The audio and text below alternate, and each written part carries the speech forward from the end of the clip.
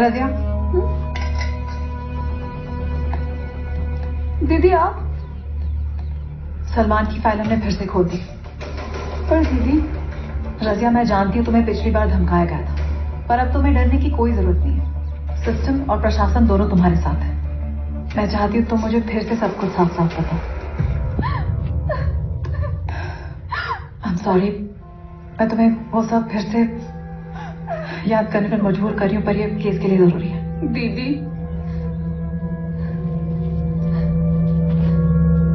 आपके गिरफ्तार होने के बाद सलमान फिर से आया था।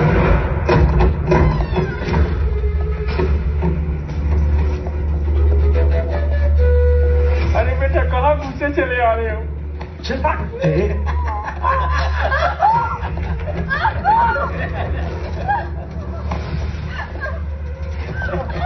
बहुत उड़ रही थी। अब क्या हुआ? सलाखों के पीछे पहुंचा दिया मैंने। रहम करो। अब दिखाऊंगा तुझे रेप क्या होता है, तब समझेगी तू।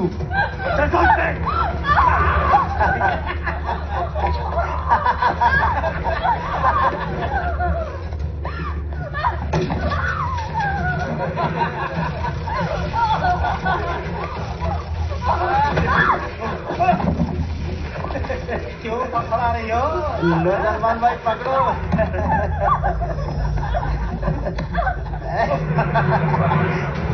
छोड़ना बर्दाश्त नहीं कर पाए और उन्होंने आत्महत्या कर ली।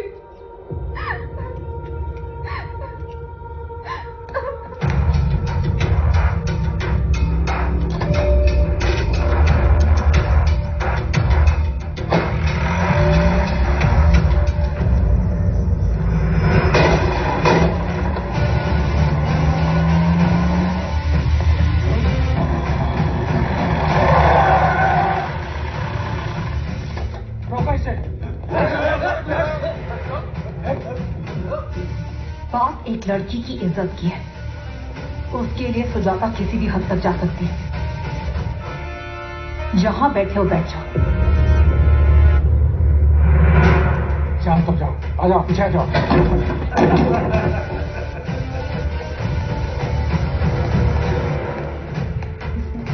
Come on, guys. Yeah, Having of course. fun, huh?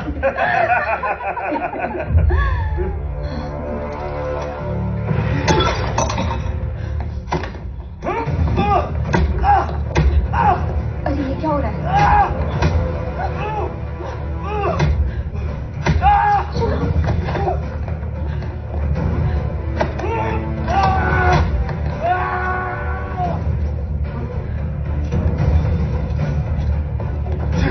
छोड़ मुझे!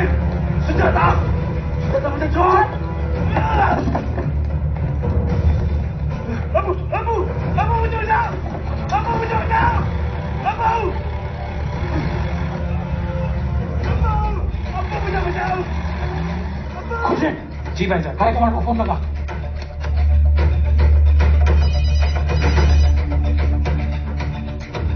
हाँ बोलो फैजाद।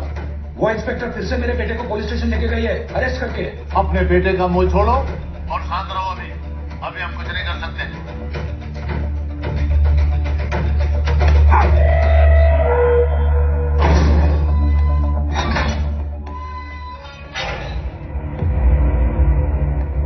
सीधे सीधे अपना जुर्म कबूल कर ले। देखो तो तुम्हें ऐसे अरेस्ट नहीं कर सकती। हमें भी कहीं कानून आता है, तुम्हें हमें अरेस्ट करने के लिए अरेस्ट वारंट चाहिए।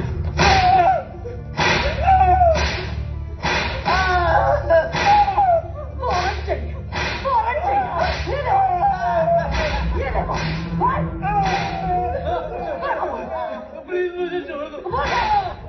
कबूल कर। कबूल है, कबूल है।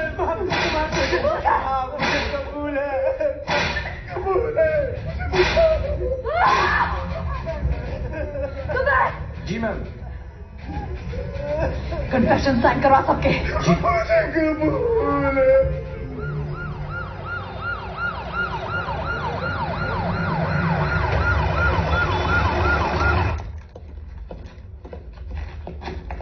जय हिंद सर, ये रजिया जिस। नमस्ते सर, सलमान और उसके साथियों ने अपना जुर्म कबूल कर लिया है। अब उनके साथ क्या करना है सर?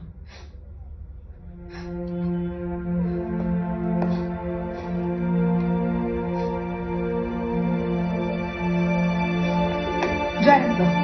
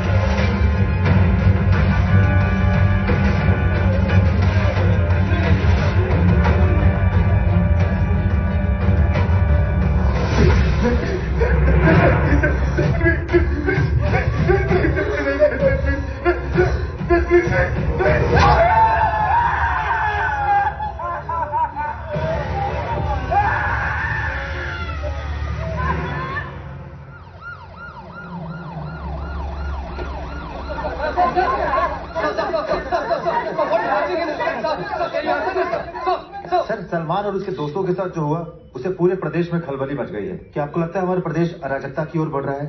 आपको क्या लगता है इस घटना के बाद प्रदेश में बलात्कार की घटनाएं बढ़ेंगी या कम हो जाएंगी? ऑफ कोर्स सर, कम हो जाएंगी। तो प्रदेश अराजकता की ओर बढ़ रहा है या राम राज्य की ओर? देखिए, जांच हो रही है, रिपोर्ट्स आने पर सब कुछ पता चल जाएगा। उमा शंकर जी, सर, डीएम साहब को फोन करके इनका प्रॉब्लम सॉल्व कर दीजिए। जी, और आज के आज हो जाएगा सर, आपका काम हो जाएगा। राम महाराज।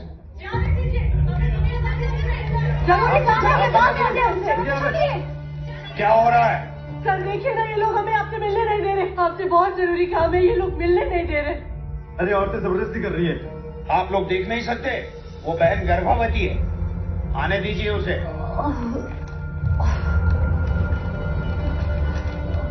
अस्सलाम वालेकुम भाईजान। प्रणाम।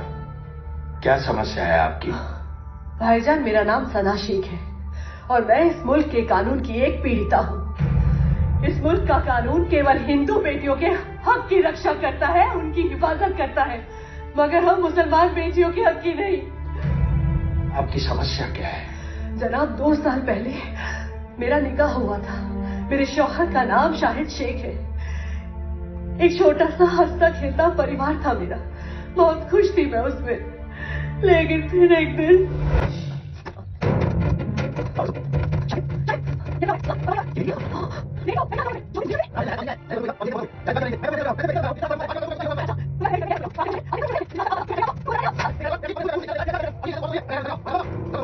अपने स्कूल में टीचर ने पढ़ाया था, बताया था कि हमारे मुल्क में हर नागरिक को बराबरी का अधिकार है। तो मैं क्यों जनाब, क्यों केवल हिंदू लड़की के शौहर को कानूनी तौर पे सिर्फ एक निकाह करने का अधिकार है और हम मुसलमान लड़कियों को नहीं? आप भी बताइए ना, हम मासूमों की क्या करना है इसमें? क्या हम यहाँ इस मुल्क की बेटी नहीं है? क्या आप हमें यहाँ की बेटी नहीं समझते? बहन, इसलिए तो सरकार ने 3 तलाक के कानून को निरस्त किया है। उसके लिए आपका, सरकार का बहुत बहुत धन्यवाद। लेकिन 3 तलाक बैन करना पूरा इलाज नहीं है जनाब, अधूरा है। क्योंकि इससे सिर्फ एक मुसलमान लड़की को घर से बेघर होने से तो आप बचा सकते हैं, लेकिन उसका घर टूटने से नहीं बचा सकते जनाब, नहीं बचा सकते। सर, ये हमारा दुर्भाग्य है सर कि आजादी के कालखंड में भी हम गुलामी के दौर के कानून को फॉलो कर रहे हैं।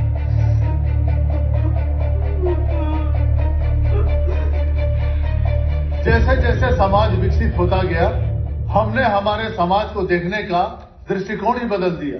आज का आधुनिक समाज नैतिकता, समानता, संवेदनशीलता और निष्पक्षता के पथ पर चल रहा है और यहाँ तक पहुँचने के लिए हमने अपने सारे कुरीतियों को सुधारा है। हमने एक आदर्श देश बनाने के लिए दहेज, जातिवाद, छुआछूत, बाल विवाह और सती प्रथा जैसे अनगिनत पुरानी परंपराओं को तोड़ा है और उन्हें कानूनी जामा पहनाया है। और आज वक्त आ गया है कि हम अपने मुस्लिम बहन बेटियों को इंसाफ दिलाएं। हमारी सरकार राज्य में कॉमन सिविल कोड लागू करने जा रही है। इस ऑर्डिनेंस के पास होते ही हम अपनी मुस्लिम बहनों को 1937 में बनाई गई रूढ़िवादी परंपरा से निजात दिलाने जा रहे हैं।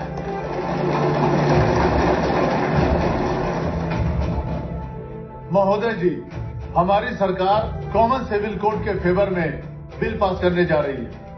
जो कानून हिंदुओं के लिए है वही कानून अब मुसलमानों के लिए भी होंगे। एक देश एक कानून, चाहे वो क्रिमिनल एक्ट हो या सिविल एक्ट, किसी के साथ कोई अन्याय ना हो और किसी तरह का कोई भेदभाव ना हो। जैसा कि हमारा संविधान कहता है, justice for all, equality for all. जनाब, ये हमारे मजहब, शरीयत और कानून के खिलाफ है। इन्हें हमारे मजहब में दखल देने का कोई हक नहीं। जनाब, मुसलमान 4 शादी कर सकता है, हिंदू नहीं कर सकता। शायद इसीलिए मेरे काबिल दोस्त के पेट में दर्द हो रहा है। आपको किसने रोका है शादी करने से? आप भी कीजिए 4 शादियां। बात सिर्फ कैपेसिटी की है, आप भी बढ़ाइए कैपेसिटी, कर लीजिए 4 शादियां। ये देखिए, ऐसी तो सोच है इनकी, 4 शादियां करने को अपनी मर्दानगी समझते हैं। अरे असली मर्दानगी तो एक के साथ शादी करके उसके साथ जिंदगी भर निभाने में है। पर शायद वफादारी नाम का शब्द डिक्शनरी में नहीं है आपके। वफादारी मत समझाइए हमें, आपसे ज्यादा वफादार हैं हम। आप एक के साथ शादी करके एक को निभाते हैं, हम 4 के साथ शादी करके 4 के साथ वफादारी निभाते हैं। जनाब, ये सरकार हमारे रिलीजियस कल्चर को, रिलीजियस बिलीफ को, रिलीजियस प्रैक्टिस को टारगेट कर रहे हैं। ये सब यहाँ नहीं चलेगा। अगर 4 शादी करनी है तो पड़ोसी देश चली जाइए, आप लोग समझे? जनाब, ये रूलिंग पार्टी हमें बात में पड़ोसी मुल्क भेजने पर आमादा क्यों हो जाती है? जरा इनके पीछे रॉ लगा कर देखता होगा, कहीं इन्होंने पड़ोसी मुल्क के टूरिज्म को प्रमोट करने का कॉन्ट्रैक्ट तो साइन नहीं कर लिया? अरे आप तो क्या चीज है, आपकी 7 पुश्ते भी आ जाए ना तो हमें इस मुल्क से जुदा नहीं कर सकते। अरे तुम लोग इंडियन बाय चांस हो और हम इंडियन बाय चॉइस हैं। हमें कब तक अपनी वफादारी का सबूत देते रहना होगा? क्या सच नहीं है? जब हिंदुस्तान और पड़ोसी मुल्क में से एक को चुनना था तो हमने हिंदुस्तान को चुना, हम पड़ोसी मुल्क नहीं गए। तो क्यों नहीं गए पड़ोसी देश में? पड़ोसी देश ही चले गए होते। अगर वहीं चले गए होते तो अपने धर्म के मामले की पूर्ति के लिए आपको बिल्कुल संघर्ष नहीं करना पड़ता। महोदय, हम जानते हैं कि हिंदुस्तान का विभाजन केवल विचार के आधार पर हुआ है। जो लोग धर्म के आधार पर जीना चाहते थे वो एक धार्मिक देश बनाकर वहां चले गए, और जो लोग संविधान के आधार से जीना चाहते थे वो लोग भारत में ही बस गए। महोदय, ये धार्मिक आस्था का वास्ता देकर देश की कानून व्यवस्था में बाधाएं डाल रहे हैं।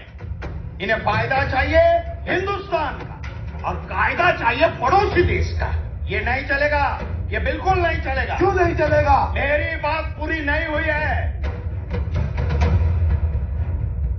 न गीता से न कुरान से।